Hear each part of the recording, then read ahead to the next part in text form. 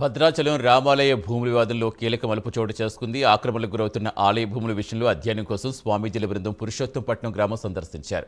స్వామీజీలు పురుషోత్తంపట్నం గ్రామవాసులతో ముఖాముఖి నిర్వహించిన తర్వాత స్వామీజీలు చేసిన వ్యాఖ్యలు సంచలనంగా మారాయి. కొన్ని దశాబ్దాలుగా రామాలయం ఆలయ భూములపై ఆధారపడి బతుకుతున్న రామభక్తుల కంటే రాముడిని నిత్యం దూషించే అన్యమత ప్రచారకులకు 12 ఎకరాల భూమి ఎలా కేటాయించారని ప్రశ్నించారు. రాముడు భూమిని 12 ఎకరాలు అనుభవిస్తున్న వారిని ఖాళీ చేయించిన తర్వాతే పురుషోత్తంపట్నం గ్రామస్తుల్ని ఖాళీ చేయించారని స్వామీజీలు డిమాండ్ చేశారు.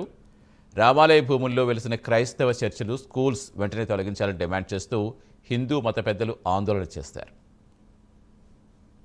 ముఖ్యమంత్రి వల్ల అవుతుంది అది.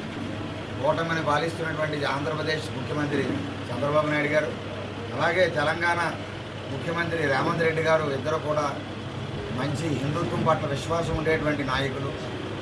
రాముడు అంటే ఎంతో ప్రేమాభిమానాలు. ఖచ్చితంగా మేము నిజ నిర్ధారణ కమిటీగా వచ్చాం. ఇక్కడ ఏం జరుగుతుంది తెలుసుకుందాం. ఖచ్చితంగా ఈ సున్నితమైనటువంటి రాముల వారి అంశాన్ని ఒక ముగింపు పలకాలి, ఒక ట్రాక్ మీదకి తీసుకురావాలి.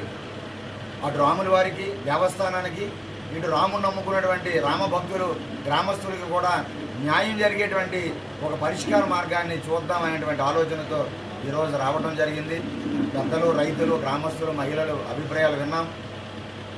ఉభయ రాష్ట్రాల ముఖ్యమంత్రి దగ్గరికి వెళ్ళి సమస్యను పరిష్కరించి దీనికి ఒక స్టీరింగ్ కమిటీలా కూడా ఏదో ఆవేశపూరితంగా మాట్లాడేటువంటి దేవాదాయ శాఖ అధికారులు వస్తే సమస్యలు పెరుగుతున్నాయి తప్ప తరగడం లేదని మేము గుర్తించాం. ఇతర ముఖ్యమంత్రి వల్ల అవుతుంది అది.